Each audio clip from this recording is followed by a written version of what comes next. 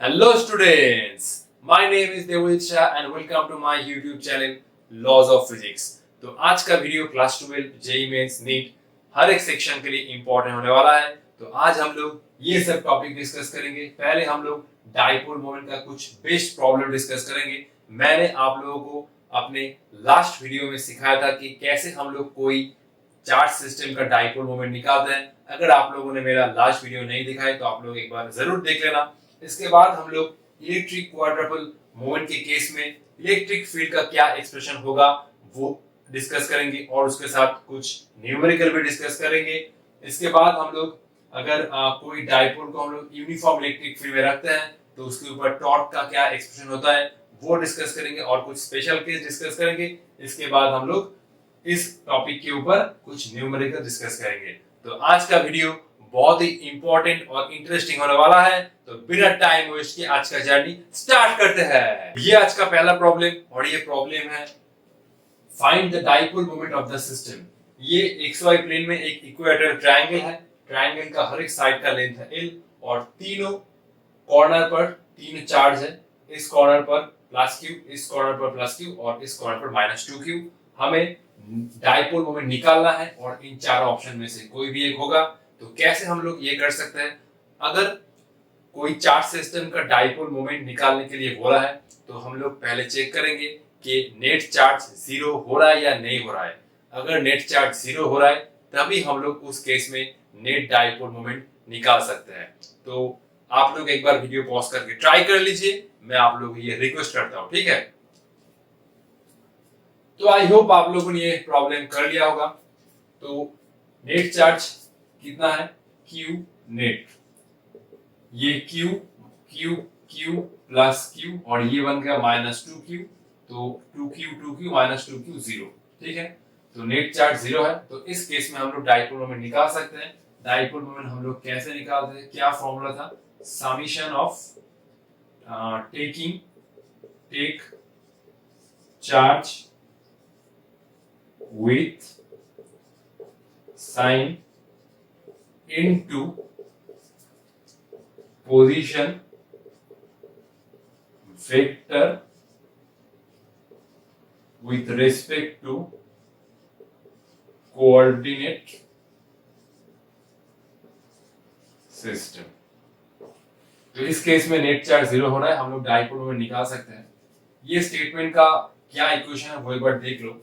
मैं सिंपली इस ओरिजिन के रिस्पेक्ट में इस चार्ज सिस्टम का डाइपोल मोमेंट निकालूंगा।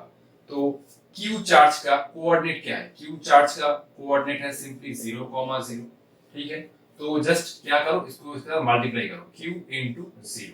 इसके बाद इस चार्ज का कोऑर्डिनेट क्या है? XY प्लेन में ये L, 0 क्योंकि ये तो x इस एक्सिस पर है तो ये इसका बन गया L, 0। तो सिंपल प्लस Q इंटू ये होगा L I कैप, ठीक है? क्योंकि ये x एक्सिस पर है, ठीक है? तो इस चार्ज का कोऑर्डिनेट Q L, 0। तो सिंपल जस्ट चार्ज को उसको जो चार्ज का जो कोऑर्डिनेट आ रहा है उसके साथ मल्टीप्लाई करो। तो simple Q into L I cap. इसके बाद माइनस 2Q चार्ज का कोऑर्डिनेट क्या है? माइनस 2Q चार्ज का कोऑर्डिनेट है x एक्सिस में, देखो ध्यान से। अच्छा, ये तो हुआ पूरा L, ये तो हुआ पूरा L। अच्छा, तो ये है कुछ L/2 पर, ये है कुछ L/2 पर। ध्यान से देखो, ये माइनस 2Q चार्ज का कोऑर्डिनेट क्या है with respect to this origin. तो ये वाला L/2 और ये हाइट कितना है? कितना है? इक्वेटोरियल ट्रायंगल का हाइट कितना होता है? √3L/2। तो ये हो गया √3L/2। तो x एक्सिस में इसका कोऑर्डिनेट है L/2, ये हुआ √3L/2। तो इसको मैं अगर वेक्टर फॉर्म में लिखना चाहता हूं तो ये वाला minus 2Q into x axis में है ये L/2 तो इसीलिए L/2 I कैप और ये √3L/2 y एक्सिस में है इसलिए √3L/2 j कैप। चार्ज लो और उस चार्ज के साथ उसका पोजीशन वेक्टर मल्टीप्लाई करते रहो, ठीक है? मैं इस केस में ओरिजिन को अपना कोऑर्डिनेट लिया है, ठीक है? मैं सारे चार्ज का जो पोजीशन लिख रहा हूं वो ओरिजिन के रिस्पेक्ट में। तो ये तो 0 आया, तो ये बना क्यू एल आई कैप, और ये 2 को अगर मल्टीप्लाई करोगे इस टर्म के साथ तो ये 2 कैंसिल होगा, तो minus Q L I cap, minus Q L I cap, minus minus, फिर से ये 2 और 2 कैंसिल होगा, ये आएगा √3 क्यू एल जे कैप। तो Q L I cap cancel, तो आएगा -√3 क्यू एल जे कैप। तो ऑप्शन सी इज राइट। बहुत ही सिंपल है, चार्ज लो और उस चार्ज को अपने पोजीशन वेक्टर के साथ मल्टीप्लाई करो और इस तरह से सम करते रहो जितना भी चार्ज है, ठीक है। इसी सेम टाइप का प्रॉब्लम आप लोगों के लिए और एक दे रहा हूं, ठीक है। हमारा सेकंड प्रॉब्लम ऑलमोस्ट सेम है। ये है एक चार्ज सिस्टम, इस चार्ज सिस्टम के लिए हमें डायपोल मोमेंट निकालना है। और ध्यान से देखो ऑप्शन को, इस चारों ऑप्शन में से किसी में भी वेक्टर रिप्रेजेंटेशन नहीं है, तो सिर्फ डायपोल मोमेंट का मैग्नीट्यूड निकालो। हमें वेक्टर रिप्रेजेंटेशन नहीं चाहिए जो लास्ट प्रॉब्लम में था। तो फिर हम लोग क्या करेंगे, क्यू नेट निकालेंगे। क्यू नेट कितना आ रहा है, Q net Q plus Q, Q plus Q -3q, और ये कितना आया +q। तो देखो q प्लस क्यू कितना आया 3q और -3q 0। तो इस चार्ज सिस्टम के लिए हम लोग डायपोल मोमेंट निकाल सकते हैं। तो मैं किस कोऑर्डिनेट के रिस्पेक्ट में ये डायपोल मोमेंट निकाल सकता हूं, तो मैं इसी को ओरिजिन मान लेता हूं, ठीक है। मैं इस पॉइंट के रिस्पेक्ट में अपना डायपोल मोमेंट निकालूंगा। कोई भी पॉइंट ले सकते हो, ठीक है, कोई भी पॉइंट ले सकते हो, वो तुम्हारे मर्जी के ऊपर है। कोई भी पॉइंट ले लो और उस पॉइंट के रिस्पेक्ट में डायपोल मोमेंट निकालो, ठीक है। तो P बन गया कितना, जो था समीशन, समीशन कितना था, समीशन में फॉर्मूला को अगर लिखना चाहता हूं, summation take charge with sign into, इस केस में position vector with respect to coordinate system। तो इस केस में मैं डायपोल मोमेंट निकालूंगा इस पॉइंट के रिस्पेक्ट में। तो सिर्फ मैं मैग्नीट्यूड निकालूंगा, क्योंकि मुझे ये मुझे डायपोल मोमेंट का मैग्नीट्यूड निकालना है। तो मैं P जो कितना होगा, P एक बार देखो तो, अच्छा -3q का कोऑर्डिनेट कितना है 0,0, क्योंकि मैं यही अपना रेफरेंस पॉइंट चूज कर रहा हूं। तो -3q ये मेरा ओरिजिन बन गया। अच्छा q कितना है, q तो मान लो ये कुछ x एक्सिस है, ठीक है, ये x एक्सिस है और ये y एक्सिस है, ठीक है। तो +q का कोऑर्डिनेट कितना है, +q का कोऑर्डिनेट है 12,0। फिर से इस q का कोऑर्डिनेट कितना है, इस q का कोऑर्डिनेट सिंपली 0,l, क्योंकि ये y एक्सिस के ऊपर है। और इस q का कोऑर्डिनेट कितना है, ये है 0, -l। एक बार देख लो ध्यान से, -3q तो ओरिजिन पर है, ये मेरा ओरिजिन है, इसलिए -3q का कोऑर्डिनेट 0,0। ये चार्ज है x एक्सिस के ऊपर, मैंने मान लिया, तो ये q का कोऑर्डिनेट 12,0। इस चार्ज का कोऑर्डिनेट है 0,l और इस चार्ज का कोऑर्डिनेट है ये नीचे है, मतलब नेगेटिव y एक्सिस में है, तो ये बन गया 0,-l। अब चार्ज को लिखो और उसके साथ उसका पोजीशन वेक्टर मल्टीप्लाई करते रहो, सिंपल। तो -3q तो 0 आ रहा है, -3q इंटू 0, ये तो 0 होगा। फिर से q इंटू 2l आई कैप, क्योंकि ये जो +q है ये x एक्सिस के ऊपर है, तो ये बन गया q में 2l आई कैप। फिर से +q, ये चार्ज है y एक्सिस के ऊपर, तो ये आएगा l इंटू j कैप, और ये चार्ज है नेगेटिव y एक्सिस में, तो ये आएगा -l j कैप, ठीक है। एक बार मैं फिर से चेक कर लेता हूं, ये आएगा q इंटू 2l आई कैप, ये आएगा q into l j cap और q into -l j cap. तो ये टर्म बन गया 0, 2l q। अच्छा यहाँ पर देखो ql j कैप और -ql j cap cancel out हो रहा है, तो ये टर्म भी 0 आ रहा है। तो नेट डाइपोल मोमेंट कितना आ रहा है, नेट डाइपोल मोमेंट आ रहा है 2l q आई कैप। तो सिंपल इसका जो मैग्नीट्यूड होगा वो हम लोग लिख सकते हैं P equal to 2l q, which option is right? तो option A is right। Next हम लोग डिस्कस करेंगे इलेक्ट्रिक क्वाड्रपल मोमेंट के केस में इलेक्ट्रिक फील्ड का वेरिएशन r के ऊपर कैसे होगा। बहुत इंटरेस्टिंग है और वो कॉम्पिटिटिव सेक्शन के लिए बहुत ही इंपॉर्टेंट है, ठीक है।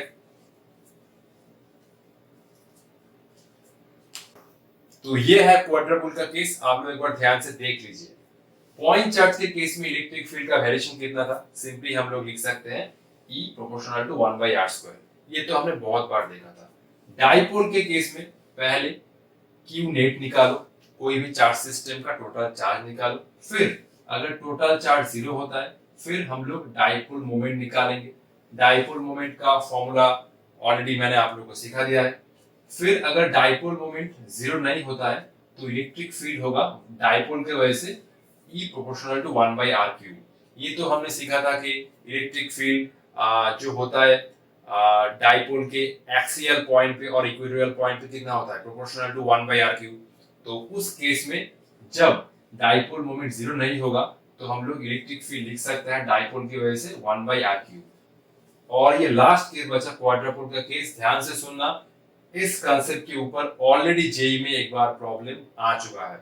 तो पहले Q नेट निकालो, मतलब टोटल चार्ज, फिर अगर टोटल चार्ज 0 होता है फिर डाइपोल मोमेंट निकालो। और इस केस में अगर डाइपोल मोमेंट 0 होता है, ये लास्ट वाला केस था, अगर 0 नहीं होता है तो इस केस में अगर डाइपोल मोमेंट 0 होता है तो directly we can say that electric field will be due to quadrupole and E proportional to 1/r⁴। तो क्वाड्रपोल अगर होता है तो इलेक्ट्रिक फील्ड डायरेक्टली हम लोग लिख सकते हैं E प्रोपोर्शनल टू 1/r⁴।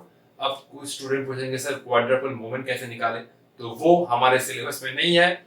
जो लोग आगे बीएससी या एमएससी फिजिक्स पढ़ेंगे उन लोगों को क्वाड्रपल मोमेंट कैसे निकालते हैं वो सीखेंगे।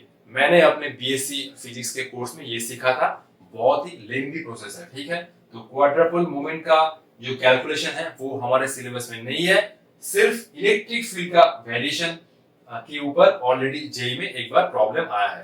तो क्वाड्रपल के केस में इलेक्ट्रिक फील्ड जो होगा वो 1/r⁴ होगा। और कब होगा, जब डाइपोल मोमेंट कोई भी चार्ज सिस्टम का 0 होगा, तब हम लोग विदाउट कैलकुलेशन लिख सकते हैं electric field proportional to 1/r⁴। मैं इस कांसेप्ट के ऊपर आप लोगों को एक प्रॉब्लम भी करके देता हूं, ठीक है। आप लोग एक बार ध्यान से देख लीजिए।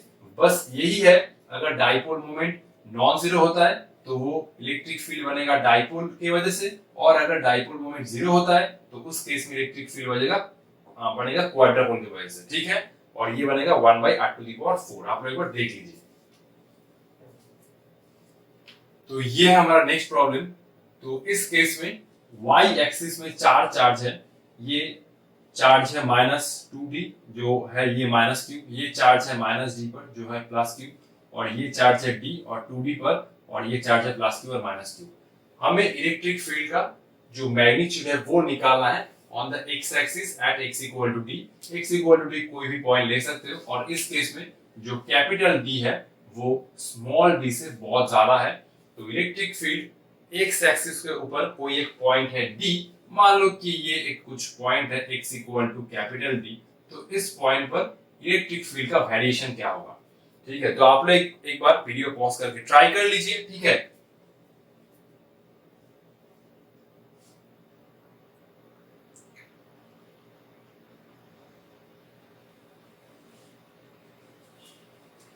तो आई होप आप लोगों ने ये प्रॉब्लम सॉल्व कर लिया होगा, और इसका आंसर होगा ये। कैसे, ध्यान से देखो। तो पहले टोटल चार्ज निकालो, Q नेट कितना आ रहा है, -q + q 0, +q -q 0, तो टोटल चार्ज आ रहा है 0, सिंपल। डाइपोल मोमेंट निकालो। डाइपोल मोमेंट कैसे निकालते हैं, इस चार्ज में जो डाइपोल मोमेंट निकालूंगा वो इस ऑरिजिन के रिस्पेक्ट में निकालूंगा, ठीक है। तो ऑरिजिन का कोऑर्डिनेट है 0,0।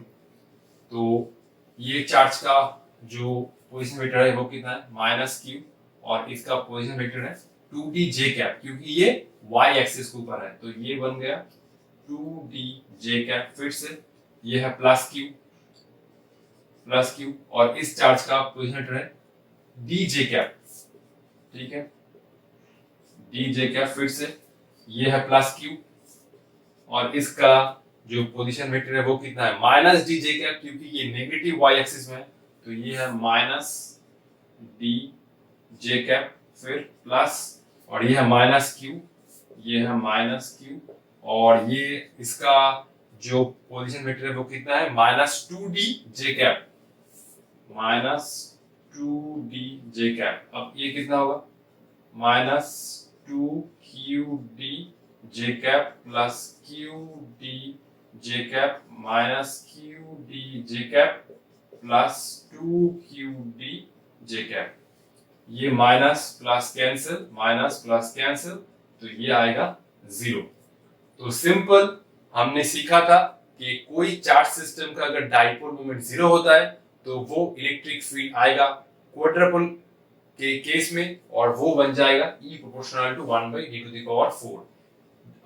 पॉइंट चार्ज की वजह से कितना होता है, 1/d²। डाइपोल मोमेंट के केस में इलेक्ट्रिक फील्ड कितना होता है, 1/d³। डाइपोल मोमेंट तब होता जब ये dipole E proportional to 1/d³ होता, कब, जब ये डाइपोल मोमेंट 0 नहीं होता। इस केस में ध्यान से सुनना, इस केस में डाइपोल मोमेंट आ रहा है 0, तो इलेक्ट्रिक फील्ड डाइपोल के वजह से नहीं होगा, वो होगा क्वाड्रपोल के वजह से। और इलेक्ट्रिक फील्ड हम लोग डायरेक्टली लिख सकते हैं E proportional to 1/d⁴ will be due to quadrupole, not due to dipole। ठीक है, तो ध्यान से देख लो, ये टाइप का प्रॉब्लम नेक्स्ट जो एग्जाम्स आ रहा है उसके लिए आ सकता है। ठीक है, तो पहले इस कंसेप्ट को ध्यान से पकड़ लेना। ठीक है, अब हम लोग डिस्कस करेंगे कि यूनिफॉर्म इलेक्ट्रिक फील्ड में अगर हम लोग कोई डायपोल को रखते हैं तो उसके ऊपर टॉर्क कैसे अप्लाई होगा। ठीक है, ये रहा हमारा डिस्कशन, और ये है uniform electric field. Uniform electric field में हम लोग इलेक्ट्रिक फील्ड लाइंस को कैसे रिप्रेजेंट करते हैं, तो यूनिफॉर्म इलेक्ट्रिक फील्ड लाइंस होगा पैरेलल और इक्विडिस्टेंट। ठीक है, तो ये है हमारा डायपोल, ये है हमारा डायपोल जो इलेक्ट्रिक फील्ड के साथ कुछ थीटा एंगल बना रहा है, और इस केस में ये है माइनस क्यू चार्ज और ये है प्लस क्यू चार्ज। ये है टोटल 12 डिस्टेंस। तो ऑब्वियसली प्लस क्यू चार्ज के ऊपर कुछ फोर्स अप्लाई होगा इस इलेक्ट्रिक फील्ड के वजह से, वो इलेक्ट्रिक फील्ड के डायरेक्शन में ही होगा। ये तो हमने सीखा था कि प्लस क्यू चार्ज के ऊपर फोर्स अप्लाई होता है in the direction of electric field. तो ये बन गया प्लस ऑफ क्यू, और ये बन गया माइनस क्यू चार्ज के ऊपर जो फोर्स आएगा वो इलेक्ट्रिक फील्ड का ऑपोजिट डायरेक्शन में आएगा, माइनस क्यू। ठीक है, अब देखो नेट फोर्स कितना है, एफ नेट जो बना वो कितना बना, Q E minus of Q E. Net force तो 0, तो इस डायपोल का कोई भी ट्रांसलेशन मूवमेंट नहीं होगा, मतलब ये डायपोल आगे नहीं जाएगा और पीछे भी नहीं जाएगा। ठीक है, कोई भी ट्रांसलेशन मोशन नहीं होगा। लेकिन ध्यान से देखो, इन दोनों फोर्स के बीच में कोई एक परपेंडिकुलर सेपरेशन है, तो ये बना 2L और ये बना, ध्यान से देखो, तो ये बना 2L, 2L का मैं कंपोनेंट लूंगा, ये बना 2L cos थीटा और ये हुआ 2L sin थीटा, और ये 2L sin थीटा, ये डिस्टेंस तो सेम ही है ना, ये बना 2L cos थीटा और ये डिस्टेंस बना 2L sin थीटा। ध्यान से सुनो और ध्यान से देखो, ये हुआ 2L, तो ये हुआ 2L cos थीटा, ये हुआ 2L sin थीटा, और ये 2L sin थीटा को मैं यहाँ पर लिख रहा हूँ। ठीक है, तो ध्यान से देखो, इन दोनों फोर्स के बीच में ये हुआ प्लस QE और ये हुआ कुछ माइनस QE। इन दोनों फोर्स के बीच में एक परपेंडिकुलर सेपरेशन है जो है 2L sin थीटा। तो ऑब्वियसली ये दोनों फोर्स एक कपल फॉर्म करके टॉर्क अप्लाई करेगा। वो वाला कपल नहीं सर, आप तो क्या बोलते हैं कपल, अरे कपल क्लास 11 में था, दो इक्वल और ऑपोजिट फोर्स जब कुछ परपेंडिकुलर सेपरेशन में होते हैं तो उसी को हम लोग कपल कहते हैं। ये फिजिक्स का कपल है, और इस कपल का काम क्या होगा, ये कपल इस डायपोल के ऊपर टॉर्क अप्लाई करेगा। टॉर्क अप्लाई करेगा तो क्या होगा, डायपोल घूमेगा। तो ये दोनों इक्वल और ऑपोजिट फोर्स कुछ परपेंडिकुलर सेपरेशन में है, तो ये दोनों एक कपल फॉर्म करेगा। ठीक है, मैं साइड में लिख रहा हूं, this two equal and opposite forces separated by a perpendicular distance forms a couple which will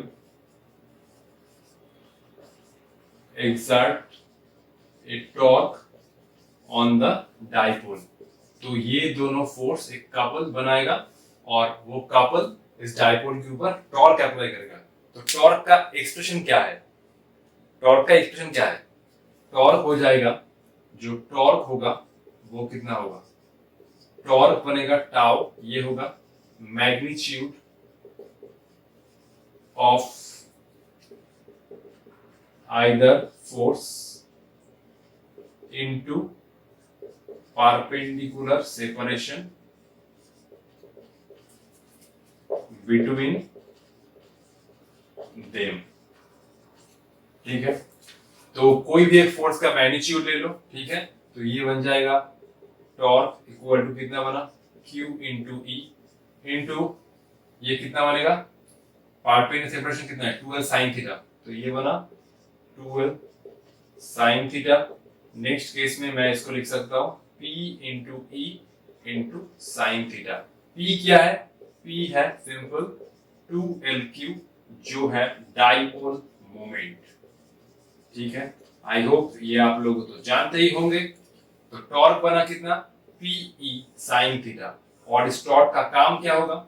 ये टॉर्क डाइपोल को इलेक्ट्रिक फील्ड की डायरेक्शन में घुमाएगा। ठीक है, this torque will align the dipole in the direction of electric field। और अगर इसको हम लोग वेक्टर फॉर्म में लिखना चाहते हैं, इन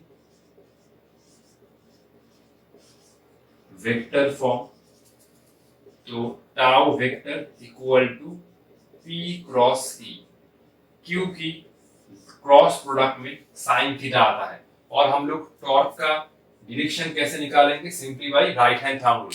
ये तो हमने क्लास 11 में सीखा था और सर भूल भी गए। सीखा था फिर भूल भी गए, ये तो हमारा नेचर है। तो कोई बात नहीं है, मैं हूं ना। तो हम लोग जो टॉर्क का जो डायरेक्शन होगा वो हम लोग राइट हैंड थंब रूल से निकाल सकते हैं। एक बार देख लो, मैं लिख दूंगा। ठीक है, तो P क्रॉस E, P कौन सा डायरेक्शन में है? P है सिंपल इस डायरेक्शन में, जो डाइपोल मोमेंट है वो इस डायरेक्शन में, और इलेक्ट्रिक फील्ड है इस डायरेक्शन में। तो P क्रॉस E, P से E की तरफ अपना जो ये 4 फिंगर है इसको घुमाओ, जो थंब आएगा जिस डायरेक्शन में वही डायरेक्शन होगा टॉर्क का डायरेक्शन।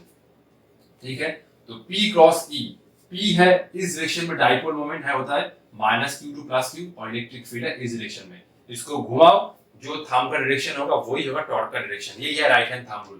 तो P है ये, P is in this direction, so P से मैं E की तरफ घुमा रहा हूं। ये है P और ये है इलेक्ट्रिक फील्ड डायरेक्शन। तो ये घुमाओ, जो टॉर्क आ रहा है डायरेक्शन वो नॉर्मली इनवर्ट हो रहा है। थंब मेरा पॉइंट आउट कर रहा है, ध्यान से देखो। मैं डाइपोल मोमेंट से इलेक्ट्रिक फील्ड की तरफ अपना जो 4 फिंगर है वो घुमा रहा हूं, तो जो थंब आ रहा है वो नॉर्मली इनवर्ट आ रहा है। ठीक है, तो इस केस में जो टॉर्क का डायरेक्शन होगा वो नॉर्मली इनवर्ट होगा। आप लोग एक बार देख लो, मैं साइड लिख देता हूं। ठीक है, मैंने लिख दिया है जो टॉर्क का जो मैग्नीट्यूड होगा। अगर किसी डाइपोल को हम लोग यूनिफॉर्म इलेक्ट्रिक फील्ड में रख रहे हैं तो टॉर्क कितना बनेगा? Pe sin theta. तो वेक्टर फॉर्म में कितना बनेगा? P cross E। Direction of torque can be found by right hand thumb rule, जो मैंने आप लोगों को बोल दिया है। और ध्यान से देखो, जब C equal to A cross B होता है तो इस केस में torque equal to P cross E। तो ये डाइपोल मोमेंट और इलेक्ट्रिक फील्ड तो इस बोर्ड के प्लेन में ही है, लेकिन ये जो टॉर्क है वो है नॉर्मली इनवर्ट हमारे केस में। तो ये होगा इस बोर्ड के प्लेन के साथ perpendicular. Torque is perpendicular to the plane containing dipole moment and electric field. जब भी कोई वेक्टर दो वेक्टर के क्रॉस प्रोडक्ट से बनता है तो ये वाला वेक्टर वो दोनों वेक्टर के साथ परपेंडिकुलर होगा। ये टॉर्क डाइपोल मोमेंट के साथ भी परपेंडिकुलर है और इलेक्ट्रिक फील्ड के साथ भी परपेंडिकुलर है। So torque perpendicular to dipole moment and torque is also perpendicular to electric field. तो ये हुआ टॉर्क का डायरेक्शन। टॉर्क हुआ नॉर्मली इनवर्ड, पी से ई की तरफ हाथ घुमाओ, थंब हुआ नॉर्मली इनवर्ड। तो टॉर्क इज नॉर्मली इनवर्ड। ठीक है, अब हम लोग कुछ स्पेशल केस करेंगे। ठीक है, मैं एक बार ये थोड़ा सब इरेज करके लेता हूं। ठीक है, अब हम लोग कुछ बेहतरीन डिस्कस करेंगे। तो यूनिफॉर्म इलेक्ट्रिक फील्ड में डाइपोल के ऊपर नेट फोर्स ऑलवेज जीरो होगा, चाहे वो कोई भी ओरिएंटेशन हो। डाइपोल मोमेंट और इलेक्ट्रिक फील्ड के बीच में कोई भी एंगल हो, ध्यान रखना। लेकिन जो टॉर्क होगा वो थीटा के ऊपर डिपेंड करेगा। टॉर्क जीरो हो भी सकता है, नहीं भी हो सकता है। टॉर्क डाइपोल मोमेंट और इलेक्ट्रिक फील्ड के बीच में जो एंगल है उस एंगल के ऊपर डिपेंड करना होगा। मैं इन तीनों केस में से ये टर्म आप लोगों को समझा देता हूं कि कब टॉर्क जीरो होगा, कब टॉर्क जीरो नहीं होगा। लेकिन यूनिफॉर्म इलेक्ट्रिक फील्ड में डाइपोल के ऊपर जो नेट फोर्स आएगा वो ऑलवेज जीरो होगा। तो इस केस में आप लोग देख सकते हैं थीटा इक्वल टू जीरो, मतलब डाइपोल मोमेंट इलेक्ट्रिक फील्ड के साथ पैरेलल है।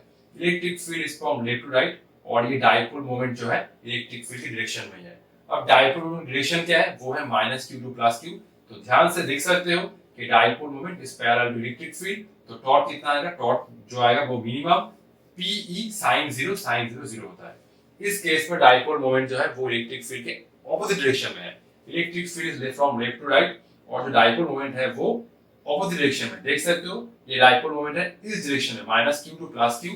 तो टॉर्क इस केस में मिनिमम आएगा क्योंकि sin 180 कितना आता है, sin 180 इज 0, sin 0 भी 0 और sin 180 भी 0 आता है। लेकिन इस केस में देखो, इस केस में इलेक्ट्रिक फील्ड इस डायरेक्शन में है और डाइपोल मोमेंट है इस डायरेक्शन में। डाइपोल मोमेंट और इलेक्ट्रिक फील्ड के बीच में कितना एंगल है, ये है इलेक्ट्रिक फील्ड का डायरेक्शन और ये है डाइपोल मोमेंट का डायरेक्शन।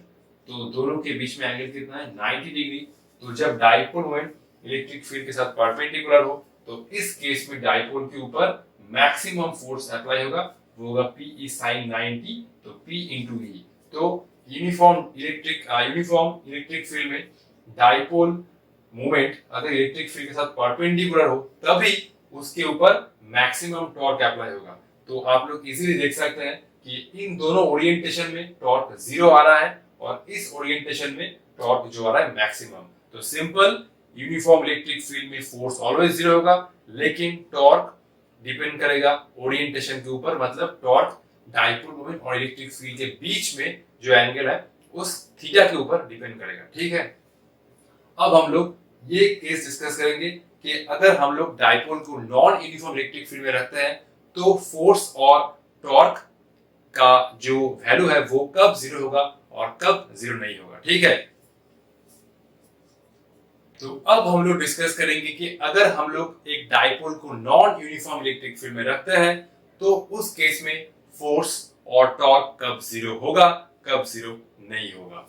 तो नॉन यूनिफॉर्म इलेक्ट्रिक फील्ड का जो डिस्कशन है मैं उसको कैसे कह सकता हूं कि नॉन यूनिफॉर्म इलेक्ट्रिक फील्ड मतलब हर एक पॉइंट पर इलेक्ट्रिक फील्ड का जो मैग्नीट्यूड है वो अलग है और अगर डायरेक्शन अलग है तो उसको भी हम लोग नॉन यूनिफॉर्म इलेक्ट्रिक फील्ड कह सकते हैं। और अगर डायरेक्शन और मैग्नीट्यूड दोनों ही चेंज हो रहा है तो उसको भी हम नॉन यूनिफॉर्म इलेक्ट्रिक फील्ड कह सकते हैं। अगर डायरेक्शन चेंज हो रहा है तो उस केस में नॉन यूनिफॉर्म है, मैग्नीट्यूड चेंज हो रहा है तो उस केस में नॉन यूनिफॉर्म है, और अगर दोनों ही चेंज हो रहा है डायरेक्शन और मैग्नीट्यूड तो वो दोनों ही नॉन यूनिफॉर्म इलेक्ट्रिक फील्ड है। तो ये है एक यूनिफॉर्मली चार्ज इनफाइनाइट वायर, और uniformly charge infinite wire electric field कितना बनाता है, r डिस्टेंस पर ये बनाता है λ/2 पाई एप्सिलॉन नॉट r। ठीक है, इस केस में मान लो कि लैम्डा है लीनियर चार्ज डेंसिटी। तो देख सकते हो कि ये यूनिफॉर्मली चार्ज इनफाइनाइट वायर जो इलेक्ट्रिक फील्ड बनाता है वो नॉन यूनिफॉर्म है क्योंकि E जो डिस्टेंस है उसके साथ वैरी कर रहा है। ठीक है, डायरेक्शन क्या होगा, डायरेक्शन होगा नॉर्मली इनवर्ड, इस केस में ई डायरेक्शन, इस केस में ई डायरेक्शन। तो r डिस्टेंस पर मैंने एक डायपोल ऐसे रखा है, तो ध्यान से सोचो कि ये माइनस क्यू और प्लस क्यू के ऊपर जो इलेक्ट्रिक फील्ड अप्लाई होगा वो क्या सेम होगा। इलेक्ट्रिक फील्ड का जो मैग्नीट्यूड होगा इस पोजीशन पर वो सेम ही होगा, क्योंकि इलेक्ट्रिक फील्ड का जो वेरिएशन है इस पोजीशन पर वो होगा lambda by 2 pi epsilon R. तो इन दोनों पोजीशन पर इलेक्ट्रिक फील्ड का जो मैग्नीट्यूड है वो सेम होगा। तो प्लस क्यू चार्ज के ऊपर कितना फोर्स अप्लाई होगा, प्लस क्यू भी, और माइनस क्यू चार्ज के ऊपर कितना फोर्स अप्लाई होगा, माइनस क्यू भी। ठीक है, तो नेट फोर्स तो अभी भी जीरो आएगा, प्लस क्यू भी और माइनस क्यू भी। ठीक है, और इस केस में इन दोनों फोर्स के बीच में एक परपेंडिकुलर सेपरेशन है, वो है 2L। तो ऑब्वियसली टॉर्क तो कुछ बनेगा। ठीक है, मुझे एक्सप्रेशन से मतलब नहीं है, मैं सिर्फ चेक कर रहा हूं कि इस ओरिएंटेशन में नेट फोर्स आएगा जीरो, और ये दोनों फोर्स इस डायपोल के ऊपर कुछ टॉर्क अप्लाई करेगा। इस केस में मैंने ये डायपोल को ऐसे रखा है, तो इलेक्ट्रिक फील्ड का वेरिएशन देखो lambda by 2 pi epsilon R, और ई हो रहा है प्रोपोर्शनल टू 1 बाई आर। तो ऑब्वियसली इस पोजीशन पर इलेक्ट्रिक फील्ड का जो वैल्यू होगा वो कुछ होगा, और इस पोजीशन पर इलेक्ट्रिक फील्ड का वैल्यू कुछ और होगा, क्योंकि ये डायपोल r डिस्टेंस पर है और ये dipole total r plus 2l distance पर है। तो दोनों के पोजीशन पर इलेक्ट्रिक फील्ड का जो मैग्नीट्यूड होगा वो डिफरेंस होगा। ठीक है, अब नेट फोर्स तो जीरो नहीं होगा। नेट फोर्स क्यों जीरो नहीं होगा, क्योंकि ये माइनस क्यू और प्लस क्यू चार्ज के पोजीशन पर इलेक्ट्रिक फील्ड का मैग्नीट्यूड सेम नहीं होगा। ठीक है, टॉर्क कुछ होगा, इस केस में टॉर्क जीरो आएगा, क्योंकि इन दोनों चार्ज के बीच में कोई भी परपेंडिकुलर सेपरेशन नहीं है। मान लो कि इस पोजीशन पर इलेक्ट्रिक फील्ड है QE2, तो ये फोर्स आएगा QE2, और इस चार्ज के ऊपर फोर्स आएगा QE1, क्योंकि माइनस क्यू चार्ज के ऊपर जो फोर्स होता है वो इलेक्ट्रिक फील्ड के ऑपोजिट डायरेक्शन में होता है, और इलेक्ट्रिक फील्ड कौन सा डायरेक्शन में, इलेक्ट्रिक फील्ड है इस डायरेक्शन में, और इस केस में इलेक्ट्रिक फील्ड है इस डायरेक्शन में। ठीक है, तो इस पोजीशन पर इलेक्ट्रिक फील्ड का वैल्यू कुछ है और इस पोजीशन पर कुछ और है। ठीक है, तो नेट फोर्स जो बनेगा वो जीरो नहीं होगा, लेकिन इन दोनों फोर्स के बीच में कोई भी परपेंडिकुलर सेपरेशन नहीं है, तो इसलिए टॉर्क जीरो होगा। तो हम लोग इन जनरल कह सकते हैं कि नॉन यूनिफॉर्म इलेक्ट्रिक फील्ड में फोर्स जीरो हो भी सकता है या नहीं भी हो सकता है, टॉर्क जीरो हो सकता है या नहीं भी हो सकता है। So in non uniform electric field torque may or may not be zero. Similarly, force may or may not be zero. ठीक है, यूनिफॉर्म इलेक्ट्रिक फील्ड में फोर्स ऑलवेज जीरो आता है डायपोल के केस में, लेकिन टॉर्क दो वो ओरिएंटेशन के ऊपर डिपेंड करेगा, एंगल के ऊपर डिपेंड करेगा। लेकिन नॉन यूनिफॉर्म इलेक्ट्रिक फील्ड में टॉर्क जीरो हो भी सकता है या नहीं भी हो सकता है, और फोर्स भी जीरो हो सकता है या नहीं भी हो सकता है। ठीक है, तो हमारा जो थ्योरी था वो हो गया। अब हम लोग कुछ प्रॉब्लम डिस्कस करेंगे। ये है आज का पार्ट नंबर 4। क्वेश्चन क्या कह रहा है, an electric dipole kept at 60 degree with respect to a uniform electric field of 10 to the power 7 Newton per Coulomb experience a torque of 12 in 10 to the power minus 20 Newton meter. What is the dipole moment of the dipole? तो basically जो जो parameter पहले दिया हुआ है उन सबको note down कर लो। Theta is 60 degree. अच्छा, मैं एक बात आप लोग को कहना चाहता हूँ कि यूनिफॉर्म इलेक्ट्रिक फील्ड के जो हमारा एक्सप्रेशन था tau equal to P sine theta, उस प्रॉब्लम से ही आएगा। नॉन यूनिफॉर्म से कोई भी जो डेटा टाइप प्रॉब्लम है वो नहीं आएगा, सिर्फ हमारा जो यूनिफॉर्म इलेक्ट्रिक फील्ड था उससे ही अगर प्रॉब्लम आता है तो आएगा। ठीक है, तो theta equal to 60 degree uniform electric field हम लोग को बोल दिया है। जो इलेक्ट्रिक फील्ड है वो कितना है 10 to the power 7, experience torque कितना है 12 into 10 to the power of minus 20। तो डायपोल मोमेंट निकालने को बोला है तो सिंपल P निकालने को बोला है, तो टॉर्क आता है PE sin थीटा। तो P कितना आएगा, simple tau by E sin theta. तो पहले एक्सप्रेशन लिख के सब वैल्यू पुट मत कर देना, ठीक है, ये बहुत स्टूडेंट गलती करता है। मैं पहले कहता हूं कि जो जो पैरामीटर दिया हुआ है सबको लिख लो, फिर फॉर्मूला लिखो, उसके बाद जो क्वांटिटी निकालने को लिए बोला है उसके करस्पॉन्डिंग एक्सप्रेशन ले आओ, फिर वैल्यू पुट करो, ठीक है। तो मैं P निकालने जा रहा हूं, तो डाइपोल मोमेंट यही हमें पूछा था। टॉर्क कितना आएगा?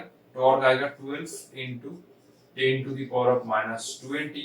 इलेक्ट्रिक फील्ड है 10 टू द पावर ऑफ 7 और साइन थीटा कितना होगा? साइन 60 मतलब साइन 60। अच्छा, ये कितना आएगा? ये अगर 7 ऊपर चला जाता है तो 12 into 10 to the power of -20 -7 sine 60 का वैल्यू होता है √3/2। तो ये 2 ऊपर चला गया, 24 into 10 to the power of -27 divided by √3, ये कुछ ऐसा आएगा, ठीक है। मैं एक बार चेक कर लेता हूँ। 12 इंटू -20 ई कितना है? 10 टू द पावर 7 और साइन 60, ये 7 ऊपर चला गया तो -7 बन गया, साइन सी √3/2, ये 12 into 24 into -27 by √3 coulomb metre, ठीक है। जो मैं नेक्स्ट प्रॉब्लम करूंगा वो बहुत ही इंपॉर्टेंट है, आप लोग उस प्रॉब्लम को एक बार खुद से जरूर ट्राई करना, ठीक है। तो ये है आज का लास्ट और बेहतरीन प्रॉब्लम। इस प्रॉब्लम का मेन जो आई कैची लाइन है वो है ये दोनों, ठीक है। ये प्रॉब्लम क्या कह रहा है मैं एक बार आपको बोल रहा हूँ। An electric dipole has a fixed dipole moment p vector which makes an angle theta with respect to x axis. तो मैं ये डायग्राम बना रहा हूँ, ठीक है। ये हुआ y एक्सिस और ये हुआ x एक्सिस। तो पहले जो मैं इसको थोड़ा लंबा कर देता हूँ, तो ये हुआ y एक्सिस। पहले डाइपोल मोमेंट x एक्सिस के रेस्पेक्ट में थीटा एंगल बना रहा था, ठीक है, थीटा एंगल बना रहा है। ये हुआ डाइपोल मोमेंट और ये हुआ ये हुआ theta. When subjected to an electric field E1 vector equal to EI cap, पहले इलेक्ट्रिक फील्ड है x डायरेक्शन में, मैग्नीट्यूड है E, it experience a torque T1 vector equal to minus tau k cap। ध्यान से देखना, ठीक है। तो पहले इलेक्ट्रिक फील्ड है इस डायरेक्शन में जो है E1 vector equal to E I cap, ठीक है, और टॉर्क क्या है? T1 vector minus tau K cap. तो अब क्या बोल रहा है? When subjected to another electric field E2 vector √3 E1 j cap. तो अब इलेक्ट्रिक फील्ड है इस डायरेक्शन में जिसका वैल्यू है √3 E1 j कैप। तो ये बन गया E2। सेकेंड केस में इलेक्ट्रिक फील्ड है अलोंग y डायरेक्शन, ठीक है।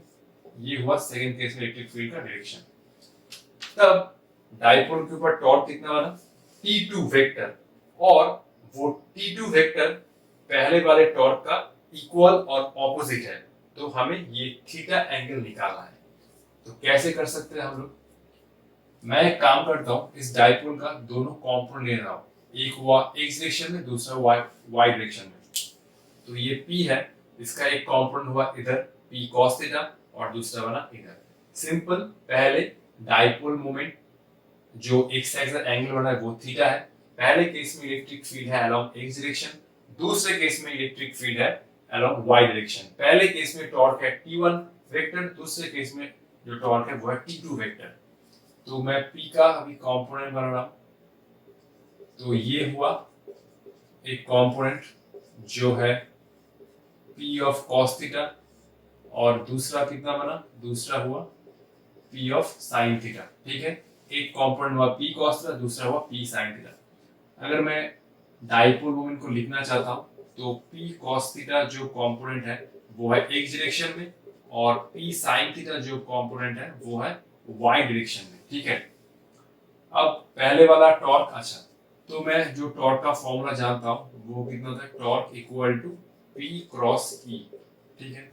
अब टॉर्क को मैं वेक्टर एडिशन करके ऐसा लिख सकता हूं कि नेट टॉर्क जो बना वो कितना बना? T1 vector plus T2 vector equal to P cross, ये पहले वाला इलेक्ट्रिक था फील्ड था E1 vector plus T2 vector. इसको मैं ऐसे लिख सकता हूं क्योंकि ये टॉर्क हम लोग वेक्टर एडिशन कर सकते हैं, ठीक है। टॉर्क की वेक्टर क्वांटिटी है, तो net torque equal to dipole moment into net electric field, ठीक है। पहले केस में इलेक्ट्रिक फील्ड था अलोंग x डायरेक्शन, दूसरे केस में इलेक्ट्रिक फील्ड है अलोंग y डायरेक्शन। तो T1 वेक्टर और T2 क्या है, सिंपल माइनस T1 वेक्टर, इसीलिए मैं ये मेथड फॉलो किया। तो P बना P of cos theta I cap plus P sin theta. अच्छा मैं एक काम करता हूँ, ये जो पूरा मल्टीप्लिकेशन है ना, मैं इसको जरा साइड में कर लेता हूँ, ठीक है। तो P plus E1 cross E2, तो P का एक कॉम्पोनेंट बना हुआ P cos theta I cap plus P sin theta J cap into, ये हुआ P का दोनों कॉम्पोनेंट इनटू E1 का मैग्नीट्यूड। अच्छा E1 को मैं E1 रखता हूँ, कोई बात नहीं। E1 वेक्टर का अच्छा मैग्नीट्यूड कितना है, EI कैप है ना, E1 EI कैप हो रहा है, तो EI कैप प्लस अब E2 का वैल्यू कितना है, √3 E1, तो √3 E1 मतलब है E, तो सिंपल √3 E J कैप, तो ये आया √3 E J कैप, ठीक है।